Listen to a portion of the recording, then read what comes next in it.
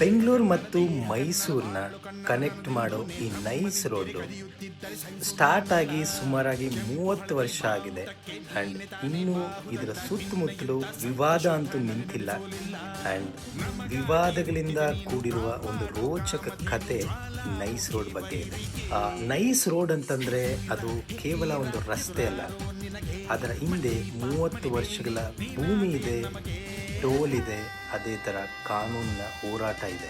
1990ರಲ್ಲಿ government nice ರೋಡ್ನ ಮಾಡೋದಕ್ಕೆ ಒಂದು plan ಮಾಡ್ತಾರೆ. ನೈಸ್ ಅಂತಂದರೆ ಅದು ರೋಡ್ ಹೆಸರಲ್ಲ, ಅದೊಂದು ಕಂಪನಿ ಹೆಸರು. ನೈಸ್ ಅಂತಂದರೆ Nandi infrastructure corridor enterprises limited. So ಅದೊಂದು ಕಂಪನಿ. 1997ರಲ್ಲಿ ಒಂದು ಅಗ್ರಿಮೆಂಟ್ ಆಗುತ್ತೆ. ಆ ಅಗ್ರಿಮೆಂಟ್ ಪ್ರಕಾರ ಕರ್ನಾಟಕ ಸರ್ಕಾರ ರೈತರಿಂದ ಭೂಮಿನ ಸ್ವಾಧೀನ ಮಾಡಿಕೊಂಡು ನೈಸ್ ಕಂಪನಿಗೆ ಕೊಡ್ತಾರೆ. ಇಲ್ಲಿಂದ ಪ್ರಾಬ್ಲಮ್ ಶುರುವಾಗುತ್ತೆ. ಎಷ್ಟೋ ಜನರ ರೈತರ ಲ್ಯಾಂಡನ್ನು ಅಕ್ವಿಷನ್ ಮಾಡಿಕೊಂಡು ಅವ್ರಿಗೆ ಕೊಡಬೇಕಾಗಿರೋ ಪರಿಹಾರವನ್ನು ಇವತ್ತಿಗೂ ಕೊಟ್ಟಿರೋದಿಲ್ಲ. ಅದು ಸರ್ಕಾರನ ಇಲ್ಲ ನೈಸ್ ಕಂಪನಿನ ಅಂತ ಇವತ್ತಿಗೂ ಗೊತ್ತಿಲ್ಲ. So last month 29 Karnataka high court ಭೂ ಸ್ವಾಧೀನ ಪ್ರಕರಣಗಳನ್ನು ವಿಚಾರಿಸುತ್ತಾ ಅವರಿಗೆ ಸಿಗಬೇಕಾಗಿರೋ ಪರಿಹಾರವನ್ನು ಆಫ್ಟರ್ 23 ಇಯರ್ಸ್ 24 ಇಯರ್ಸ್ ಆದರೂ ಅವ್ರಿಗೆ ಸಿಕ್ಕಿಲ್ಲ.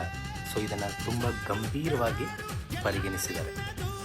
ಇದಲ್ಲದೆ ನೈಸ್ ಕಂಪನಿ ಹತ್ರ ಇರೋ ಲ್ಯಾಂಡ್ ಬಗ್ಗೆ, ಅವರು ಹೋಲ್ಡ್ ಮಾಡಿಕೊಂಡಿರೋ ಲ್ಯಾಂಡ್ ಬಗ್ಗೆ, ಅದರ ಬಳಕೆ ಬಗ್ಗೆ, ನೈಸ್ ರೋಡ್ ಯೋಜನೆ ಬಗ್ಗೆ, ಟೋಲ್ ಬಗ್ಗೆ ಗಂಭೀರವಾದ ಪ್ರಶ್ನೆಗಳನ್ನು ಕೇಳಿದ್ದಾರೆ. ಅದಲ್ಲದೆ ಒಂದು ಫಾರೆನ್ಸಿಕ್ ಆಡಿಟ್ ಆಗಬೇಕು, ತನಿಖೆ ಅಗತ್ಯವಿದೆ ಅಂತ ಅಭಿಪ್ರಾಯಪಟ್ಟಿದ್ದಾರೆ. ಸೊ ನೈಸ್ ರೋಡಿನ ಮುಖ್ಯ ಉದ್ದೇಶ ಏನು? 111 ಕಿಲೋಮೀಟರ್ ಎಕ್ಸ್ಪ್ರೆಸ್ ಹೈವೇ, ಅದೇ ಥರ 5 ಟೌನ್ಶಿಪ್ನ ನಾವು ನಿರ್ಮಾಣ ಮಾಡ್ತೀವಿ ಅಂತ ಸ್ಟಾರ್ಟ್ ಮಾಡಿರೋ ಪ್ರಾಜೆಕ್ಟ್ ಇದು. 25-26 ವರ್ಷ ಆದರೂ ಈ ಪ್ರಾಜೆಕ್ಟ್ ಕಂಪ್ಲೀಟ್ ಆಗಿಲ್ಲ ಅಂತ ನ್ಯಾಯಾಲಯ ತೀವ್ರವಾದ ಅಸಮಾಧಾನ ವ್ಯಕ್ತಪಡಿಸಿದೆ. ಸೊ ರೀಸೆಂಟಾಗಿ HD ಕುಮಾರಸ್ವಾಮಿ ಅವರು ನೈಸ್ ರೋಡ್ ಟೋಲ್ ಸಂಗ್ರಹ ಅವಧಿ ಮುಗಿದಿದೆ, ಟೋಲ್ನ ಯಾರು ಕಟ್ಟಬೇಡಿ ಅಂತ ಒಂದು ಸ್ಟೇಟ್ಮೆಂಟ್ನ ಪಾಸ್ ಮಾಡಿದ್ದಾರೆ. ಸೊ ಇಲ್ಲಿ ಉದ್ಭವ ಆಗುವ ಪ್ರಶ್ನೆ ಏನಂತಂದರೆ, ಭೂ ಸ್ವಾಧೀನ ಮಾಡಿಕೊಂಡಿರೋ ರೈತರಿಗೆ ನ್ಯಾಯ ಸಿಕ್ಕಿದೆಯಾ? ಎಲ್ರಿಗೂ ಪರಿಹಾರ ಕೊಟ್ಟಿದ್ದಾರಾ ಇಲ್ವಾ? ಟೋಲ್ನ ಅವಧಿ ಮುಗಿದಿದೆಯಾ ಇಲ್ಲ ಇನ್ನೂ ಇದೆಯಾ? ಯೋಜನೆ ಇನ್ನೂ ಯಾಕೆ ಕಂಪ್ಲೀಟಾಗಿ ಇಂಪ್ಲಿಮೆಂಟ್ ಆಗಿಲ್ಲ ಅನ್ನೋದು ಒಂದು ದೊಡ್ಡ ಪ್ರಶ್ನೆ. ನಿಮ್ಮ ಅಭಿಪ್ರಾಯ ಏನು? ನೈಸ್ ರೋಡ್ ಟೋಲ್ ಸಂಗ್ರಹ ಅವಧಿ ಮುಗಿದಿದ್ರೆ